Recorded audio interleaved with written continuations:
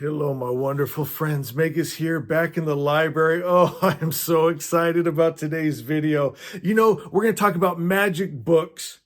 And if you look at my shelves and you think back at the book reviews and book recommendations we've done, if you look at the manga, if you look at Harry Potter, all these books have one thing in common. They all have a magic system.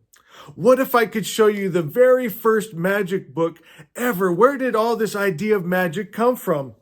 I have that book and I'm going to share it with you. And when I tell you where it came from and who wrote it, you're going to have just this knowing, oh, I think I kind of knew that.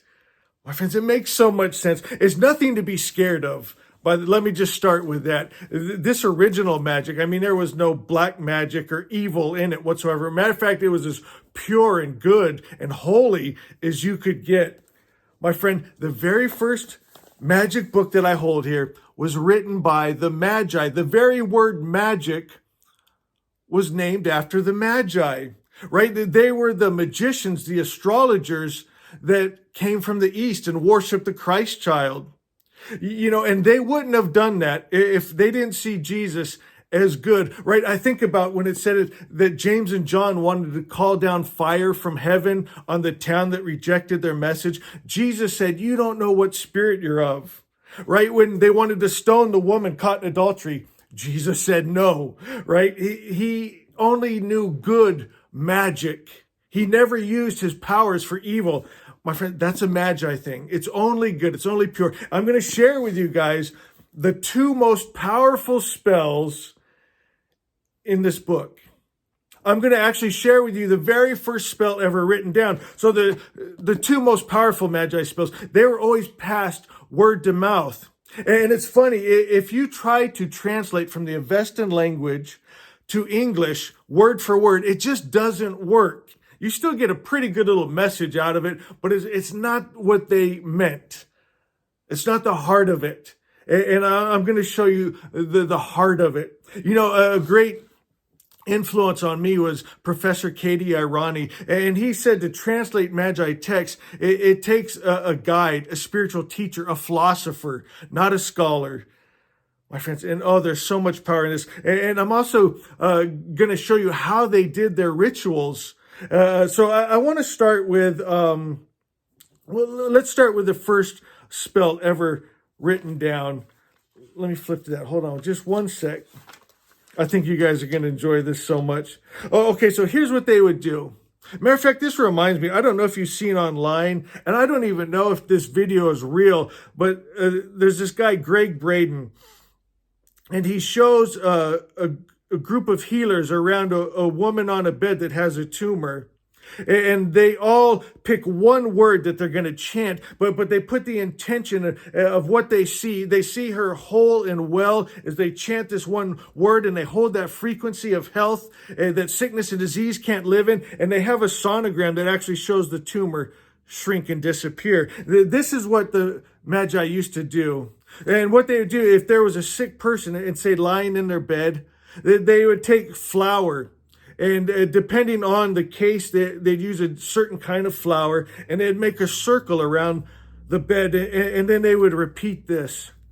Circle of oath, insurmountable divine circle of oath, heaven and earth's unaltered circle by oath. God is one and cannot be changed. God and man shall not be divided. And in the Magi's belief, God and good are the same thing. And it's not good to be sick and diseased. And the only thing that could come from a perfect creator's perfect mind is health and life. And they would hold on to that frequency, and health would enter. And in that circle, my friends, sickness and disease would die because only health and life could live, because it's the only thing that's real. My friends, I feel that. My God, my God.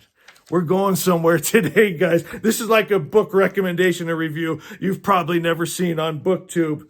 In our holy text, the two most powerful spells of the Magi, that the very word magic was named after. Number one was a Shemvahu. A Shemvahu. I'm going to tell you what it does, and I'm going to share it with you. But it's said of this prayer, when 1/3 is prayed, you partner with spirit, with that all good spirit. It's about purity.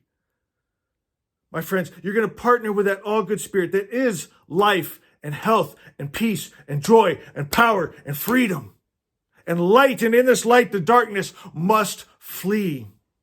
So you partner with that all good spirit. When 2/3 is prayed, you partner with the Magi that were, are, and shall be.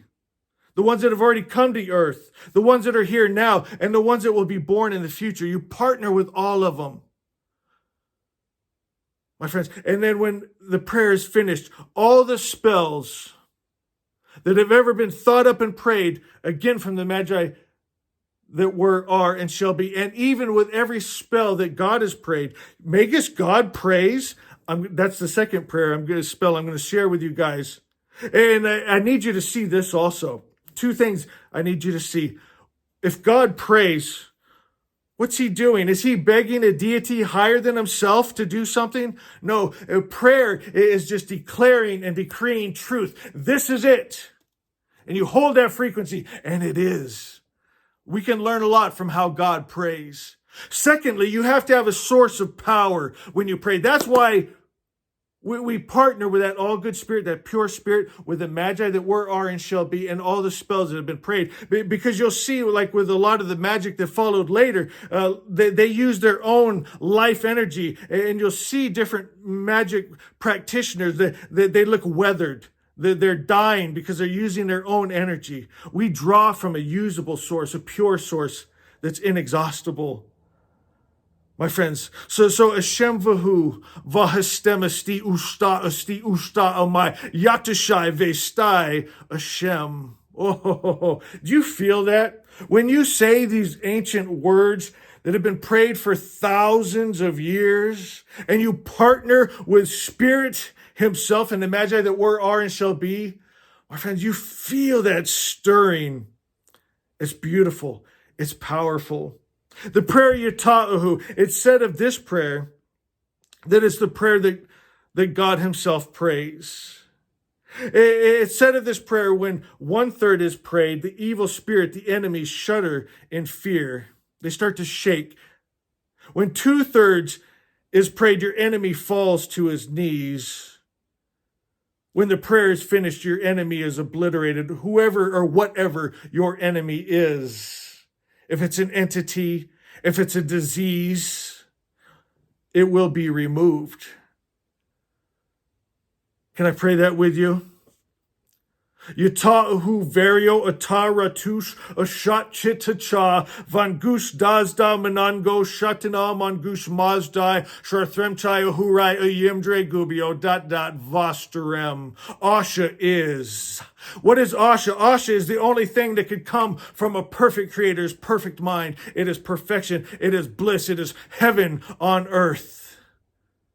And Asha is. That's what's real. That's what's substance. Everything else is lie and illusion. And if we'll attune ourselves to that pure spirit, here's what happened, my friend. With the religions that followed, they changed the image of God. You see it in today's religion where they have a God that gets angry, jealous, hate, war, kills men, women, and children, is fine with having slaves and sex slaves. My friends, their God is mixed. He can love and he can hate. He can be at peace. He can go to war. It's a mixed energy, and that's what the people's lives look like, just like their God. For man shall never rise above his God, his idea of good.